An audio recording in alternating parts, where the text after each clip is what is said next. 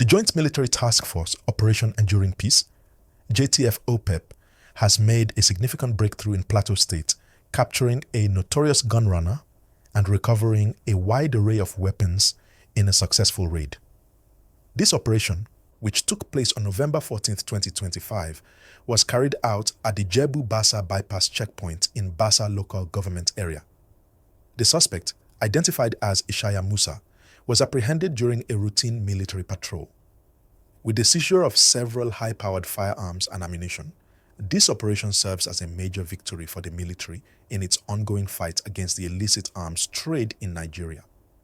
Among the recovered items were 6 fabricated single-barrel rifles, 2 fabricated revolver rifles, 1 Dane gun, an expended cartridge, and other materials often used by armed criminals. These weapons are not just tools for hunting. They are the same types of firearms used in the growing wave of banditry, kidnapping, and armed robbery across the country. By taking these weapons off the streets, the military has made a huge dent in the arsenal of criminals who have been terrorizing the local population. These kinds of operations are absolutely crucial in reducing the number of illegal firearms in circulation. What's even more impressive is that this operation is just part of the broader efforts of the Nigerian military to disrupt the flow of weapons and tackle the networks that supply them. The military success isn't just about seizing arms. It's about sending a clear message to anyone involved in this illegal trade that they are being watched and that there will be consequences for their actions. In a region where violence and insecurity have been prevalent, the public needs to know that the military is taking decisive action to make their communities safer. The spokesperson for the military, Major Samson Jacome, confirmed the arrest and noted that the military would be holding on to both the suspect and the recovered items for further investigation. Jacome emphasized that this is part of the military's ongoing commitment to preventing the proliferation of illegal arms and ensuring that law-abiding citizens can live their lives without fear of armed attacks. In fact, this operation isn't isolated. It's part of a larger strategy being implemented in Plateau and neighboring states to combat the spread of illegal weapons and the violent criminal activities they enable. The same task force also raided a suspected gunrunner's hideout in the Bokos local government area of Plateau, where they recovered even more weapons and ammunition. This shows that the military is not just waiting for criminals to make mistakes. They are actively hunting them down and disrupting their operations before they can do more damage. These kinds of operations are essential in keeping the upper hand over criminal groups, and they highlight the importance of both intelligence gathering and the ability to act on that information swiftly. It's important to remember that while the military's efforts are critical, this fight against arms trafficking and criminal violence is far from over. Sure, we've seen the military make a major step in seizing weapons, but we must recognize that dismantling the entire arms trade network requires continued focused action. The capture of a few criminals isn't enough if the broader network is still intact, supplying more and more weapons. This is why it's not just about taking guns off the streets. It's about making sure those networks are fully dismantled, and that's where the public also comes into play. Public involvement is essential. When civilians share valuable information with law enforcement, it can turn the tide in a big way. And that's the call to action we're seeing now from the military. Major Jacome has urged the public to stay vigilant, especially as we approach the harvest and Yuletide season, when the likelihood of criminal activities spikes. The military can't do this alone. They needed the cooperation of the communities they serve. If more people come forward and share information, then security forces will be able to act faster and more decisively. As we know, the festive season often brings an increase in crime. Criminals take advantage of the distractions and the movement of people, especially during times when security forces might be stretched thin. This is why it's so important that the public stays alert and reports anything suspicious. By doing this, we can make it harder for these criminals to thrive. At the heart of these military operations is the goal to maintain peace and stability.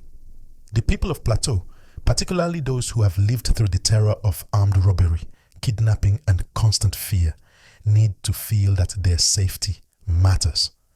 And while it may seem like small victories here and there, each weapon seized, each criminal apprehended, adds to the momentum. The public needs to see that these operations are not just isolated events, they are part of an ongoing campaign to ensure that the threat of violence is reduced over time. The question remains, what happens next? The military has taken the weapons and the suspect into custody, but the next steps are just as critical. What happens to the suspect?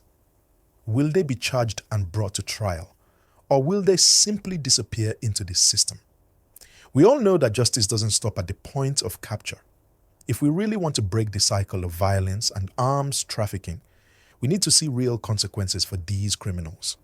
Only then will we have a clear signal that the fight against arms proliferation is making a difference. Additionally, the military's operations should continue to target the root causes of these issues.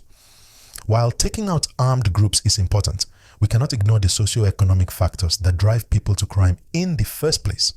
Poverty, lack of opportunity, and lack of access to education often push young people toward criminal activities. So while these military actions are essential, they need to be accompanied by investments in education, job creation, and community development to ensure that future generations don't end up being recruited into criminal gangs. This ongoing battle against arms trafficking is a complex one. Criminals don't just smuggle weapons into Nigeria, they manufacture them, they modify them, and they hide them in ways that make them difficult to find. But with consistent operations like this, where the military is able to seize weapons, arrest criminals, and disrupt these networks, we can start to chip away at this problem. If these efforts continue, and if the Nigerian people remain engaged and supportive, there is hope that the security in Plateau and other parts of the country will improve. As important as those of the military, the role of intelligence gathering cannot be overstated in these types of operations. It's not just about having boots on the ground, it's about being informed, having accurate data, and acting swiftly based on that intelligence. The military has demonstrated that they can act effectively when they have the right information. But they also rely on civilians who live in these communities to help provide that information. That's why maintaining strong relationships between civilians and security forces is so vital. When people trust the authorities, they are more likely to report suspicious activities, which can lead to even more successful operations. But it's not just about taking down armed groups. The military has proven that it is capable of seizing illegal weapons and arresting criminals. What's equally important is the follow-through. We need to make sure that these criminals face the full force of the law. Too often, when criminals are caught, they are either released too quickly or face minimal consequences. That only serves to embolden other criminals who believe they can act with impunity. For the military's efforts to truly make a lasting difference, there needs to be a firm legal system in place that ensures these criminals are prosecuted to the fullest extent of the law. While military operations are vital in the short term, they cannot be the only solution. Long-term peace and security require addressing the root causes of violence. Poverty, lack of opportunities, and a weak education system often fuel the rise of criminal groups. When young people have few options, it becomes easy for them to be recruited by criminal organizations. Therefore, the Nigerian government must prioritize social programs that tackle these underlying issues. Investing in education, job creation, and community outreach will help reduce the number of vulnerable individuals who are susceptible to recruitment by armed groups. We also need to look at the broader picture. It's not just Plateau that needs these kinds of operations. It's every state affected by arms trafficking, banditry, and criminal activities. The government must ensure that security efforts are consistent across the country. The military's success in Plateau must be replicated in other areas where criminal groups are operating with similar impunity. National security doesn't work if it's focused on just one region. It needs to be a nationwide effort. The military and law enforcement agencies need to collaborate seamlessly to create a coordinated strategy for the entire country. Another important aspect is improving the transparency of military operations. While these actions are clearly beneficial, the public deserves to know what's happening, how many arrests are being made, and what's being done with the recovered weapons. Transparency fosters trust and helps the public feel more secure in the actions being taken by the government and military. If people see that the military is effectively managing the recovered weapons and ensuring justice, they are more likely to feel a sense of relief and confidence in the system. Looking ahead, it's clear that the fight against arms trafficking is going to be a long one. These operations are just the beginning. The military must continue to remain proactive and resilient in its efforts to target illegal gun dealers and dismantle criminal networks. But as we've seen, this cannot be done alone. It requires a partnership between the military, law enforcement, and the public. Citizens who live in areas where these operations are taking place must take the initiative to stay informed and involved.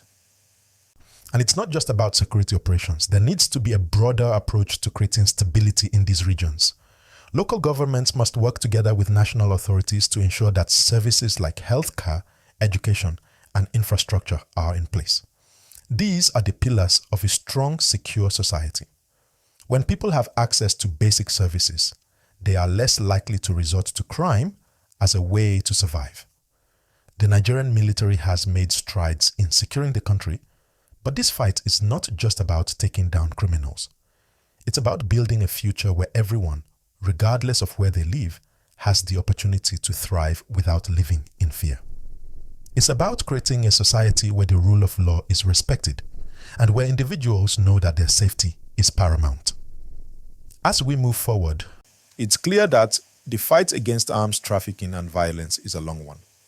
But with more raids like this one and with the support of the public, Nigeria can start to make real progress in ensuring the safety and security of its citizens. So stay safe, stay vigilant, and keep supporting the efforts of law enforcement in making our country a safer place for everyone. If you're watching this and you found the discussion helpful, please don't forget to like this video and subscribe for more updates. Your support helps us keep the conversation going, and it encourages others to join in too.